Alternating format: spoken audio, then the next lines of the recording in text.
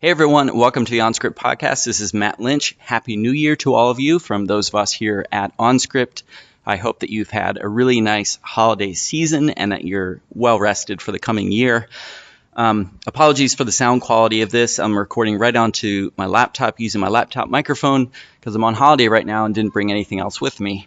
But yeah, that's how it is. And I hope that you are looking forward to another good year with OnScript too. We've got some exciting new developments, which I've mentioned in previous episodes, including the fact that we've got a new theology stream on the podcast. And Amy Brown Hughes has joined us as our newest co-host, and you'll hear that episode in about 2 weeks. And we're also still bringing you the every other week biblical studies podcast. So we're not diminishing that side of things. We're adding on this new theology stream. For this episode, we've got a rebroadcast of an old one, so bear with the sound quality on that as well. The interviewee is John Barclay on his book, Paul and the Gift. As we've interviewed different guests, they've consistently said that John Barclay's Paul and the Gift is one of, if not the most significant book in biblical studies, at least for New Testament studies, focused people in the last 50 years. So it's well worth reading and hearing John talk about this book. And maybe you could make it a resolution in this new year to work your way through his monumental book. It's a rich read and will reward reading. If you want to see scholarship at its best, read that book. Okay, so without further ado, enjoy Paul and the Gift. John M.G. Barclay is Lightfoot Professor of Divinity at Durham University in England, one of the most highly regarded professorships in the theological world, a post which John has held since 2003. Previously, he was a professor at Glasgow University and had served as a lecturer at the University of Cambridge. John's previous research work has been both wide-ranging and field-shaping.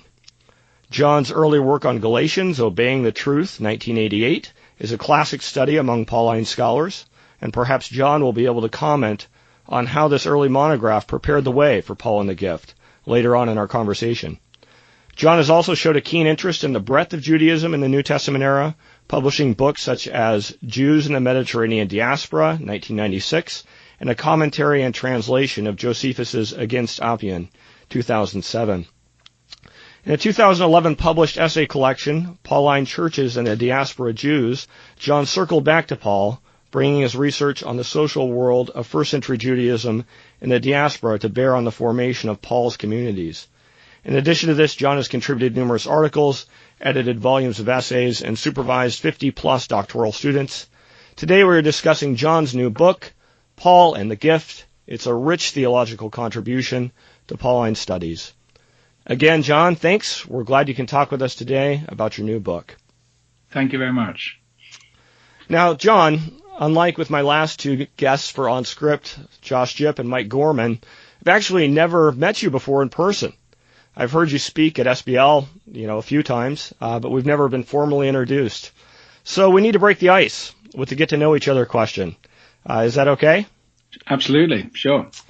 All right. Now, I think we'll both agree that eating a meal together was important in antiquity, in forging social bonds. It's not terribly different today, although there are some differences. But so here's the situation, John. I'm barbecuing, even though it's winter, may not be a great idea. But I invite you, and if you're married, then your wife too, over to dinner.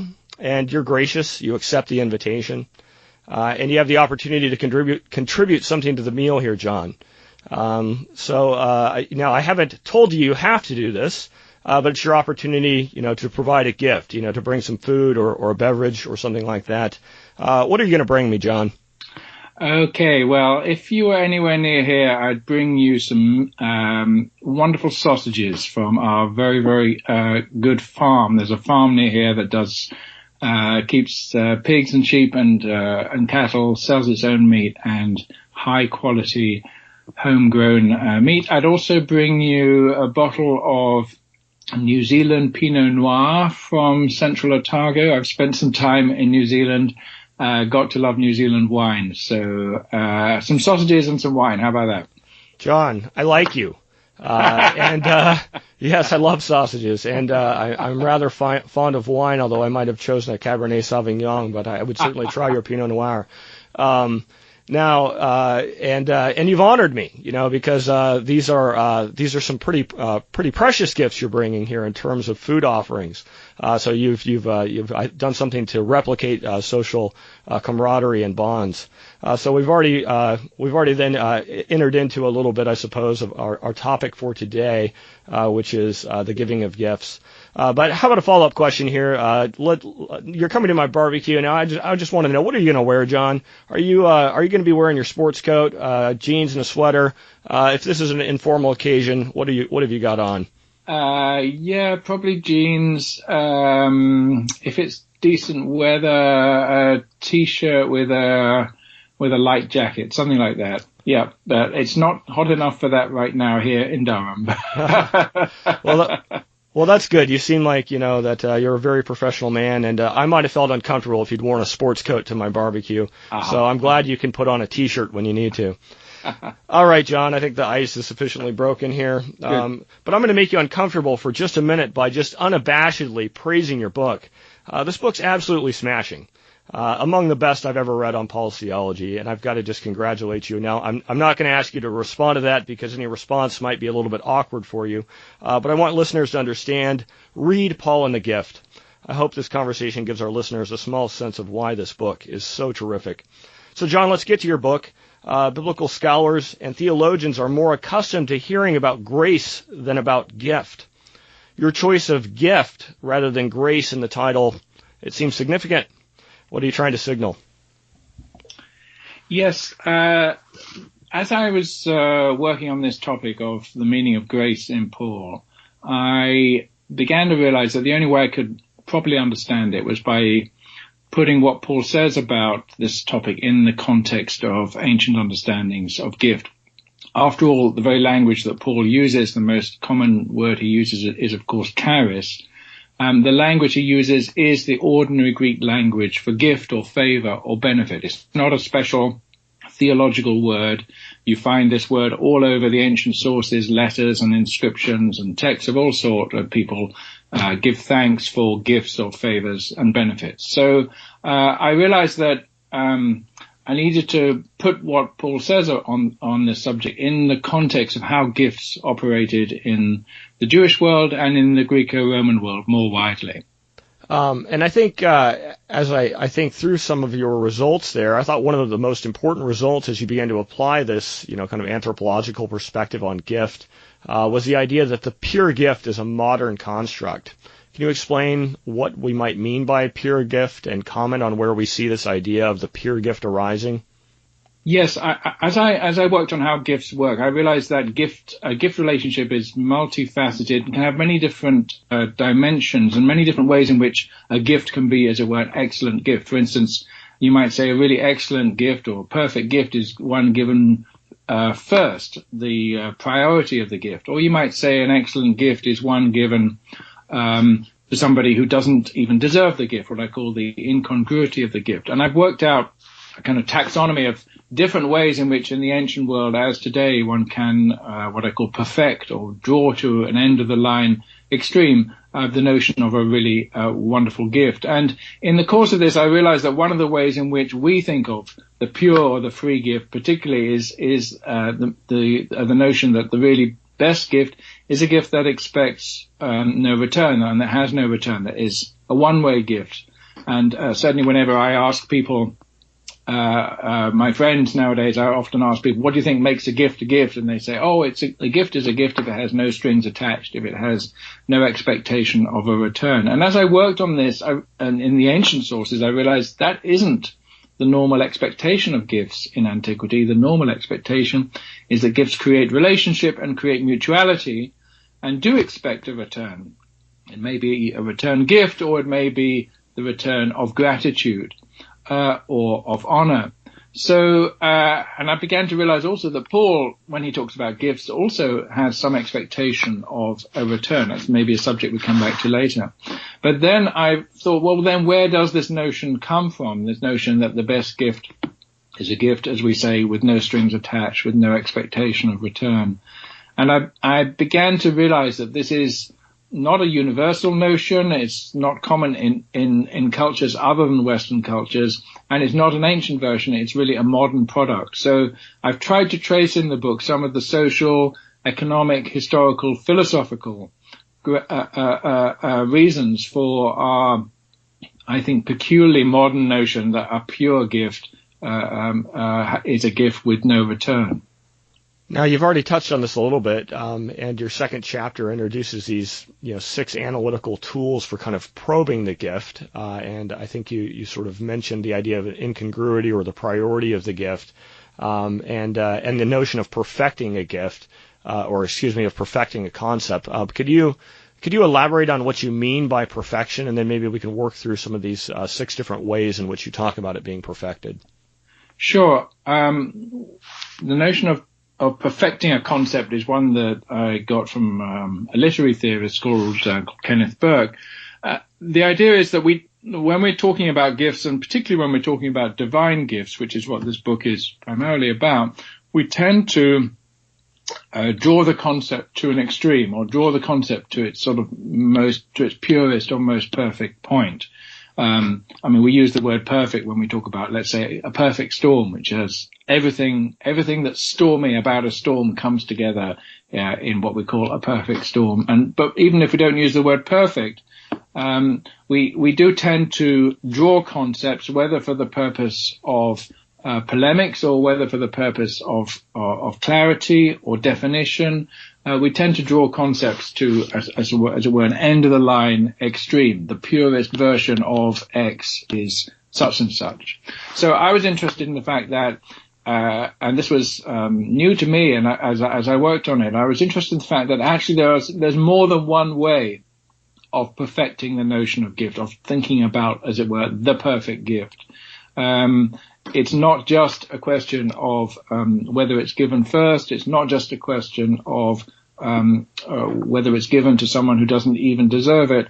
There are, at least I've counted, 6 different ways in which we've tended, in the way we speak about gift, we've tended to draw it to this end of the line extreme. And what I discovered is, if you disaggregate these different perfections, you realize that grace itself is a kind of multifaceted word, and this helps to shed a lot of light on how different people have understood this concept and have disagreed with one another, even though they're all using, or both using, the same word, grace. Yeah, and so you identify these 6 perfections, and I have them in my notes in front of me, so I'm cheating here. But superabundance, singularity, priority, incongruity, efficacy, and non-circularity. And maybe I'll just give an attempt to try to summarize those if I can, and you're going to have to help me out if I struggle, because I'm not using my notes for this. But when you talk about superabundance, then you're talking essentially about the size or the extent of the gift. A huge gift would obviously be more ideal than a small one in terms of a perfection. The singularity, if I remember right, was talking about the direction of the gift toward kindness, and especially when we're talking about God, about kindness rather than God's maybe tendency to judge. So a perfect grace might be one that that would preclude God ever needing to judge, even, or it could be perfected in that direction. Yes, it's the notion that God is a pure giver. That's to say, He gives and only gives, as it were. So, this has been important in the history of theology. That is God also a judge? Does God also exercise wrath? Does God also exercise judgment? And there have been those who say, no, He's a God of grace, and only a God of grace. And that's what I call the perfection of the singularity of grace. Yeah, and if I remember right, you noted especially Marcion for perfecting this. Yes, yeah. He's a very clear example. But there's many modern versions you could see as well. Yes.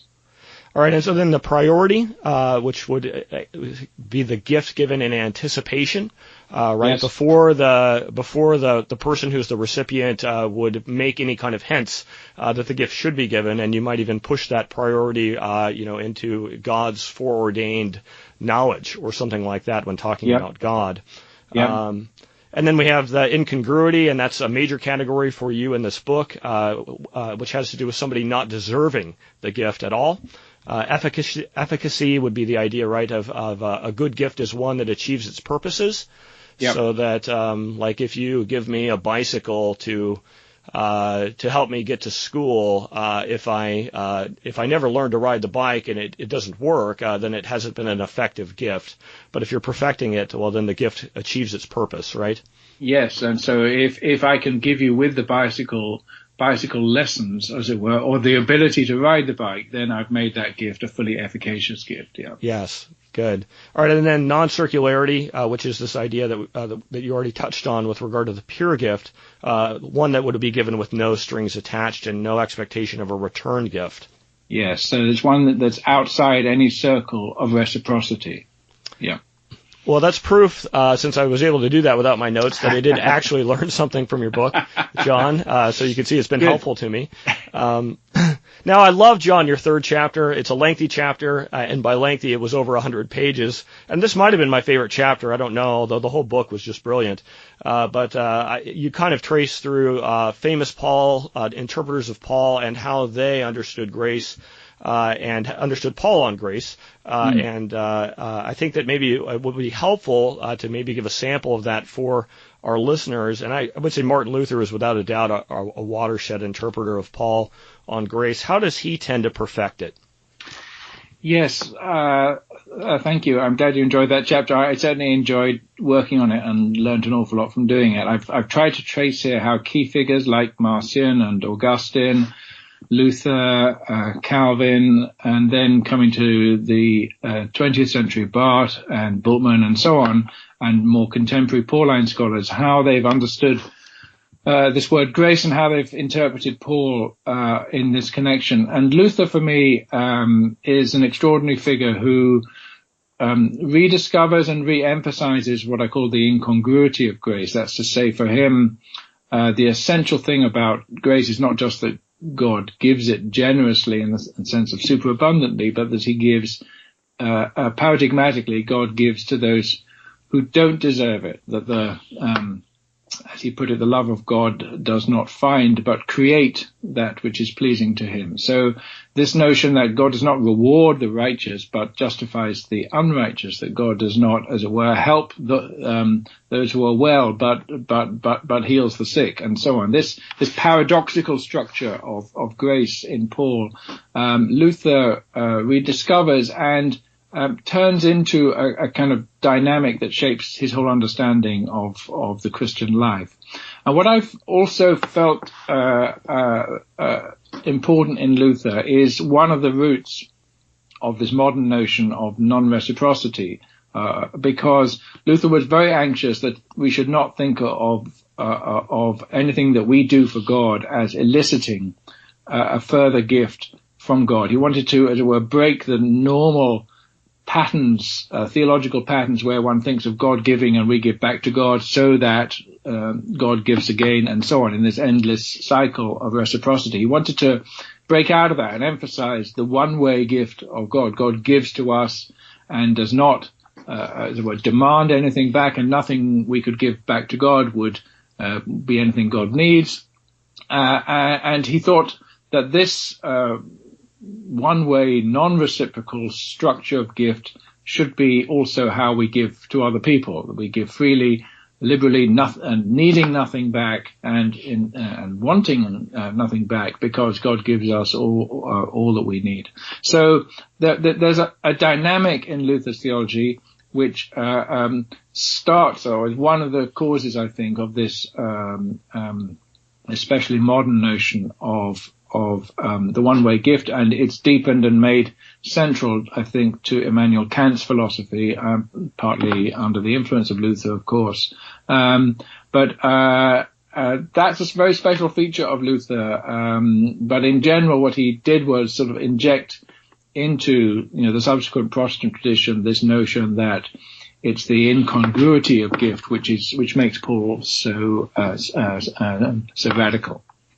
Yeah, one of the things that I guess as I think about kind of where your book ends up going is that you're going to ultimately suggest that there are some misalignments, right, between Luther and Paul. And I thought one of the things you did in the conclusion of the book especially was talking about how maybe Paul had focused this on these questions on the exterior community more, and that Luther had internalized them, and it sort of cut through the heart, perhaps, of each Christian. Yes. Do you want to comment any more on the misalignments? Sure, absolutely. I think Paul's theology of gift is in the context of and for the sake of his Gentile mission.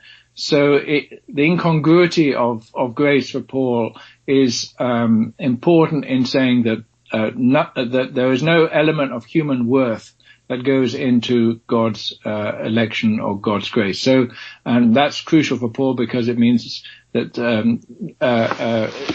God gives his grace without regard to ethnic worth, social worth, gender worth, and so on. So this is about, for Paul, the formation of radically new communities that cut across social and ethnic barriers. And it's in that context of mission and the formation of communities that Paul's theology of grace is takes its social effect. Now, what I find in Luther is in rightly and understandably recontextualizing Paul's theology in the 16th century, where you and in a context where the churches are already formed, as it were, and live in a largely Christian environment. Luther adapts and applies Paul's theology to, as it were, an internal mission. Every believer, as it were, starts each day needing to hear the gospel applied to themselves, which radically undercuts their own pride in their own achievements or their own self-reliance and so on. So this notion of the incongruity of grace is, as it were, redirected by Luther to the heart of every individual, and that creates a momentum in Protestant thought that has generally applied the theology of grace, as you said in your introduction, to the experience of the individual who can sing Amazing Grace. I once was lost and now am found, was blind and now I see. And there's certainly good reason to apply Pauline theology in that way. I'm not trying to diss that kind of theology, but I'm saying that in its original context, and perhaps this is important for us in our new context, what Paul is doing is primarily about the formation of new communities, and this theology of grace enables them to stand at odds with the cultural systems of worth in their ambient culture.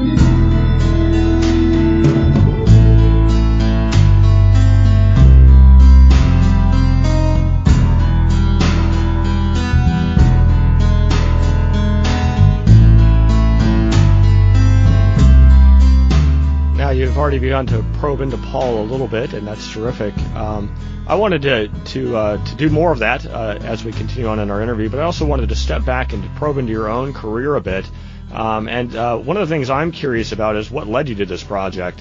And we can go back as far as you want. If you want to tell me how you first got interested in a career as a biblical scholar, or about how some of your early work fed into this, however you want to handle that question. How did you get here?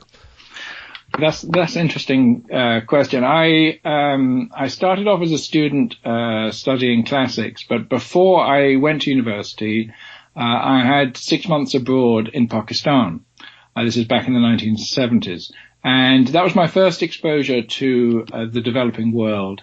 And it's really shaped me in lots of ways, in that issues of social justice, issues of development, issues of community, and the identity of Christianity in its social and economic context. Those have been questions that have been on my mind throughout my life since that point. I started off studying classics, then felt I couldn't quite see it what sort of grip it had on the contemporary world. So I switched to theology, and during the context of that got interested in Paul. But I guess you might be able to see from that snippet of narrative that I was always interested in what respects Paul was a kind of socially creative and socially innovative person, and the dynamics of his churches in that connection. Now, when I started doing my PhD, which was in 1981, this was just in the wake of Ed Sanders' famous book, Paul and Palestinian Judaism, which introduced a new perspective on Judaism and therefore a new perspective on Paul. So my research on Paul was just at the time, and there's a ferment of rethinking going on about how to construe Paul's theology and its relationship with Judaism. And Sanders famously said that on the subject of grace and works, there was really no difference between Paul and Second Temple Judaism, because grace is everywhere in Second Temple Judaism. It's what he called a covenantal nomism. It begins with grace in election and covenant, and then continues with the observance of the law. And I remember feeling, ever since I did my PhD, which, as you said at the beginning, became a book called Obeying the Truth, a study of Paul's ethics in Galatians. Ever since then, I felt there's something we haven't quite grasped here about Paul's theology of grace. It isn't just what everybody else was saying in antiquity, even in Jewish antiquity, but I couldn't put my finger on what it was that was different. So this project, Paul and the Gift, coming back to Pauline theology after all these years, is an attempt to articulate what I've recently come to see as a better way of understanding Paul's theology of grace, setting it in the context of Second Temple Judaism, not as Paul is wholly unique and he believes in grace and other Jews don't believe in grace. On the contrary, saying everybody believes in grace in Second Temple Judaism, but what they mean by that can be very different things. And that's where the 6 different perfections of grace helps us to see that, as I put it in this book, grace is everywhere in Second Temple Judaism, but not everywhere the same. Well, it's interesting to kind of think about how your experience in the developing world shaped your interest. It seems like you've consistently been interested in using sociological tools, and that's fascinating to me to hear that that was part of the stimulus for you. It seems like then, and maybe you can comment on whether this is right or not, that what drives you as a scholar then hasn't shifted that much. I think that's right. I think every scholarly career has sort of different phases, or indeed it's good if it does, because otherwise one gets a bit tired working in one area. So after I'd done my PhD on Paul, I realized I wanted to do more of a Meeks type analysis of how this is Wayne Meeks type analysis of how Paul's churches were formed as social entities, and I realized I really needed to put them alongside diaspora Jewish communities, and I at that point realized I didn't know much about the Jewish diaspora, and also I didn't think there was a very good book out there which really pulled all the evidence together. So hence I wrote a book called Jews in the Mediterranean Diaspora, really as a way of kind of educating myself about how Judaism worked in antiquity and what kind of communities in the Jewish diaspora looked like, so I could compare them with Pauline churches.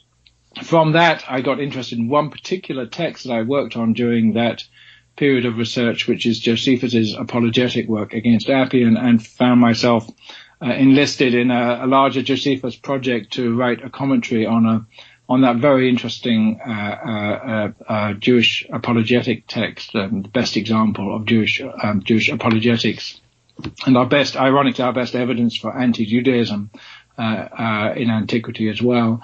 So after I'd finished that project on Josephus, I felt like I don't really want to spend the rest of my life on Josephus, but I do want to go back to Paul. So that's why, after, if you like, wandering around the diaspora for a while, I've come back to Paul. Now, you started to talk about E.P. Sanders a little bit, and that's convenient, as that was a place where I wanted to go anyway in terms of my discussion with you. And kind of going back into Paul and maybe thinking about a more specific incident in one of Paul's letters, maybe you could map out how your reading differs from that of Sanders and some others. And let's just, to make this concrete, perhaps talking through that very famous incident of the confrontation between Peter and Paul in Galatians chapter 2 and over the issue of table fellowship. How is it that your reading on grace and the gift, how does that move us beyond the new perspective? I share quite a lot with the New Perspective in terms of wanting to get away from old caricatures of Judaism as a religion of works righteousness or legalism. And I share with the New Perspective an interest in how Paul's theology grew out of and contributed to his Gentile mission. So in terms of the significance of the dispute about food and so on, I also am interested in how Paul's theology impacts on the social formation of communities. What I think I've done in going beyond the New Perspective is to inquire deeper, I think, into the theological root of Paul's dispute with Peter there, the theological reasons why it's not good enough for Paul to expect Gentiles to take on Jewish practices like circumcision and Jewish food laws and so on.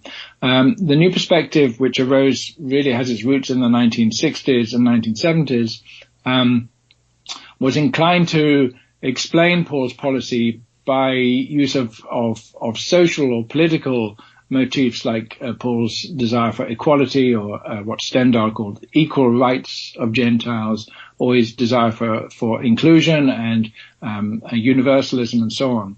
And I think one might be able to use that sort of language at the end of the process, but I wanted to ask, well, what theologically drives this? Now, obviously, Tom Wright, a preeminent member of the New Perspective, is also interested in the theology of Paul.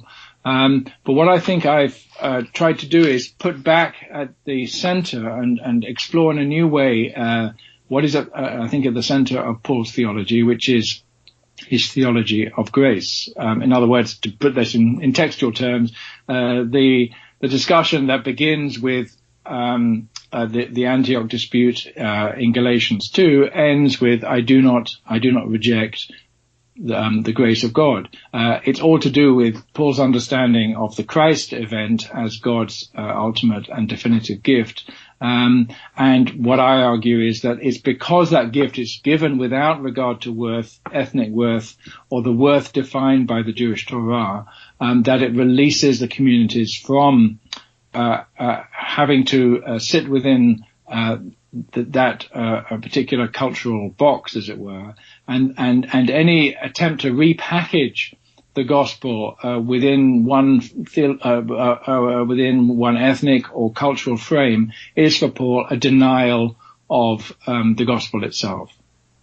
So if I was to maybe try to summarize some of what you've said and see if I do this fairly, or to kind of integrate some other ideas as well, but Dunn and Wright seem to have focused on a nationalistic idea around works righteousness, and that they would want to say that essentially that Paul was opposed to restricting God's purposes to national boundaries, and was wanting to open this up to the Gentiles, of course, and that works of law specifically has to do with that. And you're wanting to push back and say that in fact any kind of social capital that we might bring, it's not having to do specifically with national identity or with deeds per se, but any kind of social capital that we might try to bring is not going to work, and that preempts grace in its widest sense. Is that fair? Yeah, absolutely. Thank you. Yes, I think the emphasis I put on the incongruity of grace is exactly that whatever social cultural capital we have, which that's to say the ways in which we define our worth or our value, the ways in which we create hierarchies of value. All of these, Paul, as it were, opens up for scrutiny and brings it into question. So the normal ways in which in antiquity you judge people's worth by their ethnic origin, their ancestry, or by their education, or by their wealth, or by their gender, or their legal status, slave or free, and so on, all of these are undermined. It may be to do with a moral achievement, but that is only as well one scale of value in antiquity. And what Paul is doing is not critiquing so much the ideology that one can earn one's way to salvation. He's critiquing the very notion that any definition of worth is what counts before God. John, let's move to a new text here and talk about that block at the beginning of Romans 1:18 to 3:20. Oftentimes it's at least treated as a fairly cohesive block, having to do with the establishment of universal human guilt and so on and so forth. You want to probe into that a little bit, I think, and I think rightly so. You do point out here, and here I'm reading from your page 466. You say this: if we can show that this eternal life, meaning the eternal life Paul's mentioned in Romans 2:25 and 2:29, is for Paul both an incongruous gift and the fitting completion of a life of good work, we will have solved a conundrum that renders the early chapters of Romans the greatest stumbling block for interpreters of Paul. So you feel like that many interpreters stumble over this issue, and I think you put your finger on something important. So here's my question, and perhaps this is maybe even the ultimate question for Paul's theology.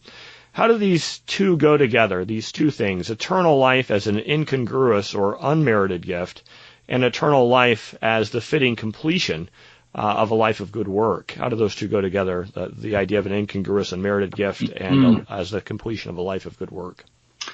Well, I think they go together because the good work is the product of the incongruous gift. That's to say, the good work is not an add-on or not, as it were, a second chapter. After God gives the gift, it's then over to us to do our best in response. In that sense, the language of gift might make us think of things, as it were, that are given, and then something else is given back.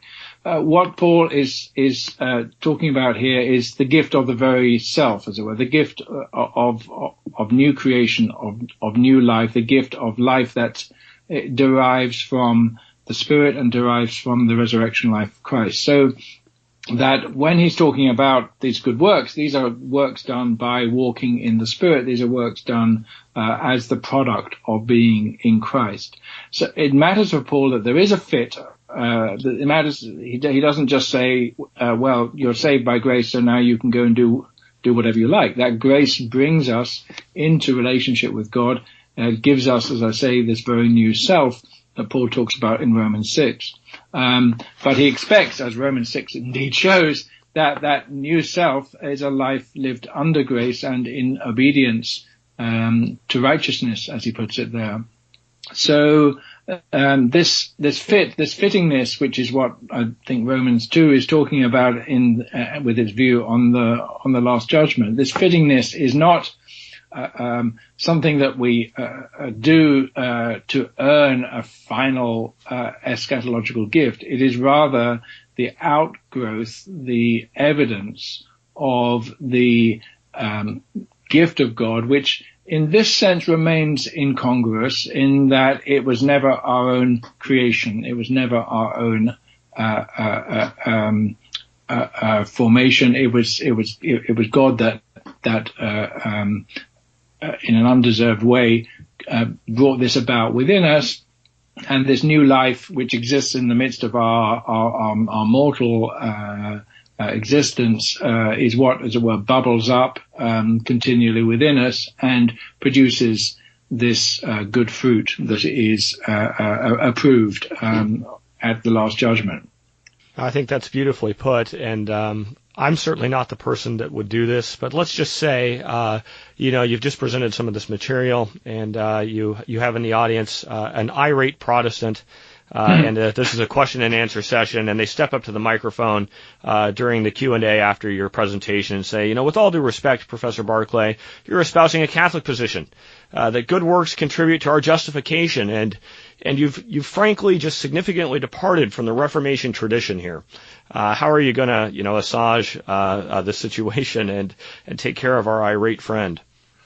Well, actually, I might take them back to Calvin, because I think what I've said could have been pretty much said in exactly those terms by Calvin, who talked about the double grace, the grace of justification and the grace of sanctification. But I think the key thing here is that the good works we're talking about are not as it were, our own self-made achievements. They are not, in that sense, the product of our own moral virtue. They are the product and the effect of God's remaking of our own agency, the very self, as it were, that is active here. As Paul puts it, it's no longer I who live, but Christ who lives in me. So that it seems to me, we have to take very seriously the fact that Paul can address his converts and say, if you sow to the Spirit, you reap eternal life. If you sow to the flesh, you reap destruction. He even, to Christians, he can set before them possible alternative outcomes. But the sowing to the Spirit is, as it were, a continuation of and holding on to and being held by the grip of God's grace. It's not something that we have, as it were, built on our own foundations. Now, I kind of want to move to a slightly different topic, which may have to do with where you're going in your future research, as you at least give some hints where you might be going in your future research. And this has to do with maybe the social implications of the gift for Paul in terms of how the Christian life must be organized. Now, are you doing an exploration of that in your current work? Would you put that a little bit differently than I've put it? What are you up to, and are you willing to give us any hints, I guess, as to where you think you're going to be going here? Sure. I think this first book has, opened up some questions about the identity of the church as a community and how it sits in its cultural and social environment. And I'm going to write a more accessible, shorter version of this book, which I hope draws out a bit more that kind of capacity of grace to reimagine and to frame and to reground the way that we create Christian communities. Beyond that, though, the next sort of phase of my work on gift is to look particularly at gift reciprocity at the human level. That's to say, to ask what's the implications of Paul's theology? How does he draw it out for how a community is created through reciprocity and through mutuality? I'm going to push back further against the modern notions of the one-way gift and the modern notions of altruism as well. And I'm going to argue that not only did Paul expect there to be a mutual contribution from different members of the body of Christ, but that this is a healthier and better way of thinking about gift giving. I'm interested, though, in what difference it makes to human reciprocity, the ways in which we do good to each other and support each other and give to each other, what difference it makes to put human relationships of gift within the wider context of God's gift to us. In other words, how is a relationship between me and you triangulated by the fact that we're both drawing on the gift of God and ultimately answerable to and accountable to God. So those are the kind of questions I'm exploring. I haven't got full answers to those yet, but that's the next phase of my project, really. Well, thanks, John. Paul and the Gift is obviously primarily a work of historical analysis, but with deep implications for the church, and it sounds like the subsequent project will be as well. And I'll be curious to see what you bring to light for us, undoubtedly. And so, we've, as we kind of wrap this up here, and I want to touch on maybe if you want to draw out a little more fully what you think this might mean for the church. Now, I don't know much about your precise relationship with the church. Now we've had our barbecue dinner together now, right? And I've eaten your sausage and drank your wine, but I still don't know you well enough to probe into your precise relationship to the church. But do you want to comment on how you hope this project, Paul and the Gift, your next project, how you hope they might make a contribution to church, to world? Do you have anything you'd like to say in that direction? Sure. So let me say a little bit more about myself here. I live in a little village, an old mining community outside the city of Durham. It's a village where most of the inhabitants were themselves coal miners or are descendants of such. So it's a village with a large range of social levels and educational backgrounds. So in the little Anglican church, which is the only church in the village, we have a rich mixture of people of different ages, different educational background, different social status. And we also have a home in the village for adults with severe learning difficulties, and two of the members of that community come along to our church.